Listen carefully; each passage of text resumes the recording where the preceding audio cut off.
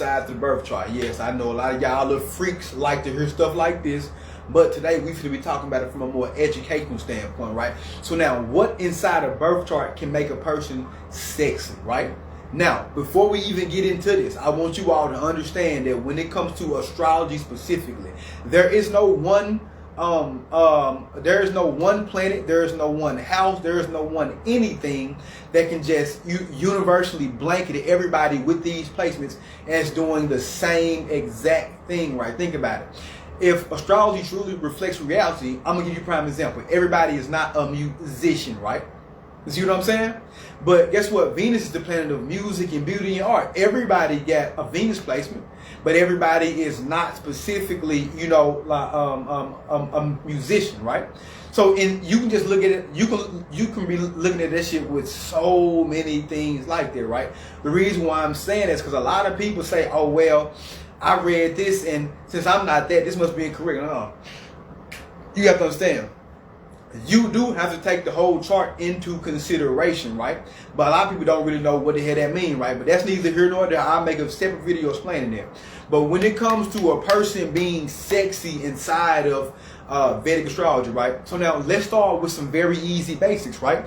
One of the first prominent placements is going to have to be Mars. Mars first, and then like the 8th house, right? And then the actual first house. You might say, hold up, I think I see where he's going. No, your ass don't. So let me just go ahead and tell you.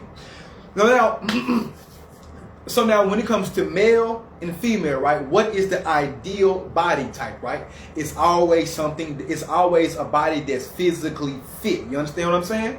It's always a body that's physically fit. That could also tie into the 6th house. But that's neither here nor there. I'm going to talk about that in a minute too.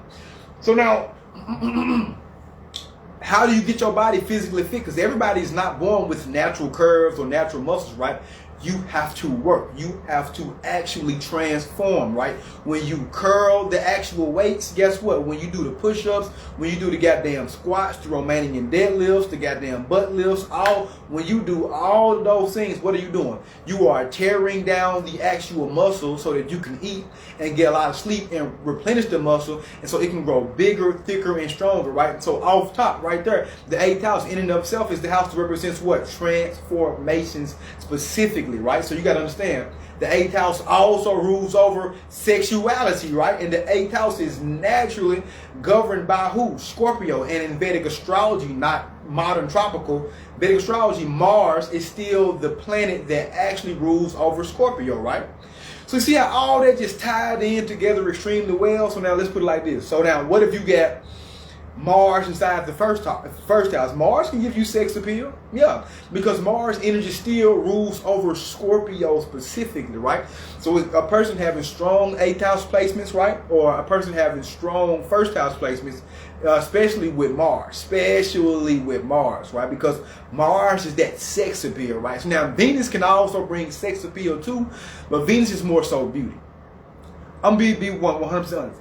A lot of y'all will probably agree with this. You ever seen people that weren't just the most physically beautiful, but they still had a strong sex appeal to them? Yeah, the physical beauty, attractiveness, that's Venus, right? Venus naturally rules over what? The actual 2nd house. And what you all have to understand about the specific 2nd house is that the 2nd house is the house of the actual face, right? And remember, Venus rules over Taurus, which is the 2nd sign, and then Venus also rules over what? It rules over Libra, right? And Libra is about what? It's about balance, right? It's about things being, you know, like symmetrical, right? So a lot of times beauty is symmetrical. What do? They look at your body.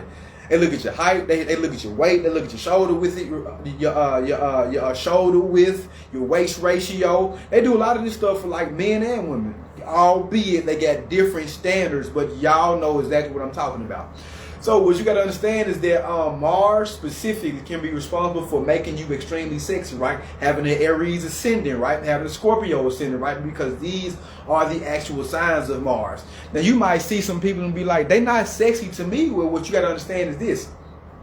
Your chart is different from theirs, right? What if you have certain planets that are already in opposition against their planets? You see what I'm saying? Let's say Venus. A person that you don't think is really attractive, right?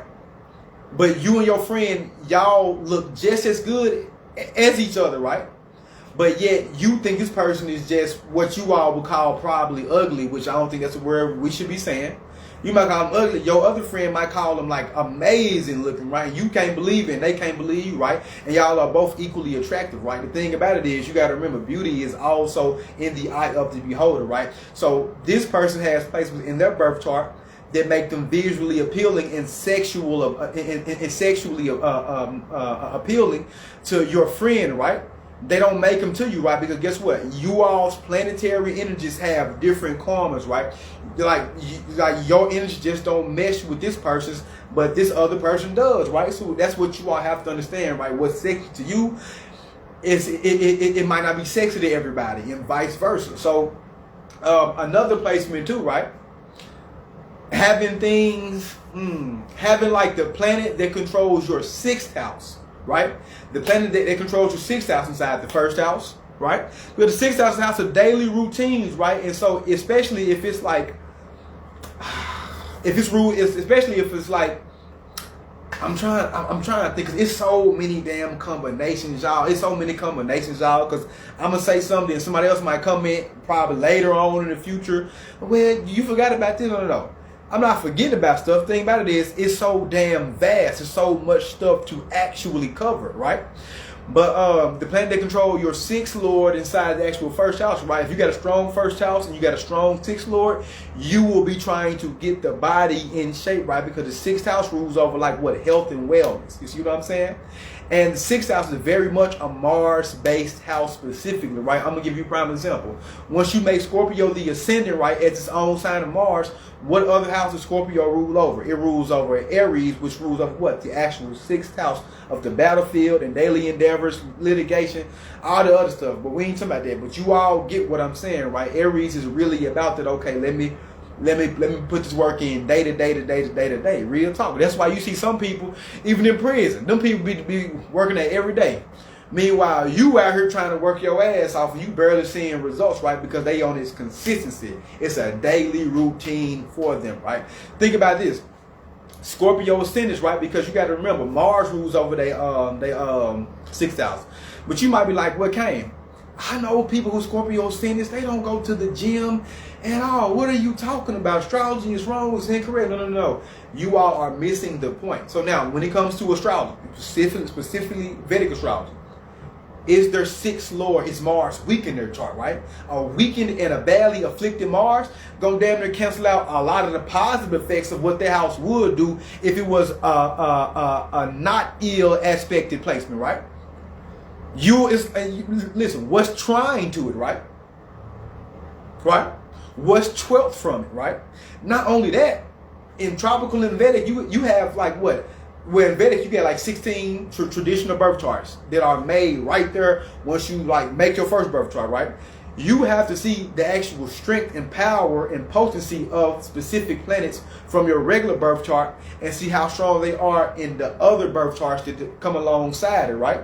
Because in your first birth chart, it might say, hey, it look good, it's gonna do this, it's gonna do that. Then inside the other birth charts, you're gonna be like, damn, it's weak, and you're gonna get more of the actual weak energy inside of your birth chart, right? But if you just read that regular, basic, mundane search engine, hey, it's in my placement gonna be this, and I haven't experienced any of that, so astrology is fake.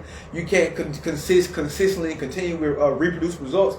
Yeah, you're gonna be pissed off. You're gonna be like, yeah, I don't really like this. Yeah, so please understand it, right? So there are a multitude of placements that can make a person sexually appealing, right? I'm gonna give you a prime example, like Scorpio. Let's say, for instance, they got like Mars in Scorpio inside the 12th house, right? Because Mars naturally rules there, right? 12th house is the house of bed pleasure. Scorpio's house of sexuality, right? So you gotta remember, that's like private affairs, things of that nature, right? So there are a ton of placements that can actually do this, but I'm telling you, one of the primary energies is going to be Mars, because a lot of people like that aggression energy, right? Like aggression and passion, because Mars is passion, right? It turns people on, right? And Mars rules the natural 8th sign of sexuality and transformation, right? Death and rebirth, right? Real talk. So you gotta remember, like, having those placements can definitely make you like sexually appealing, right? You know, also just having a strong 1st house of self and physical body with planets that also help you get more physically fit and physically structured, right? Remember, that's the 8th house way, right? So if you want to know how to get physically fit, you want to know how, listen, just start. Everything I say on this video, please start to actually listen right now. You might hear other astrologers say, well, no, I believe Uranus can make you sexy. I believe this can make you sexy. And listen, they ain't lying, right? Because sexuality is not always about physicality. So let me explain that too. Sexuality is not always about, oh, you look good. Sometimes a person can be sexually turned on by your intellect, right? So now you got the mercurial people. You're like, okay, this person don't look physically attractive. They're not physically intimidating. They're not symmetrical or none of that. But people still are like sexually lusting after them, right? Because there's a certain specific trait about them that actually turns this person's mind over her own, who is attracted to them. And that's with every single planet, right? Saturn is a planet of discipline, structure, and getting things organized. That'll turn people on. Especially women. It'll turn a lot of women on, right? But they want a man that is like this, especially if he looks good and he's physically fit, right? You see what I'm saying? Venus, planet of luxury specifically in general, right? So guess what? Somebody with a lot of money can turn people on. So if other people say stuff like that, they are correct. It's not just from a physicality standpoint. I'm talking about from a physical standpoint, right? So just please make sure y'all understand exactly what I'm talking about. But until then, I will holler at y'all later.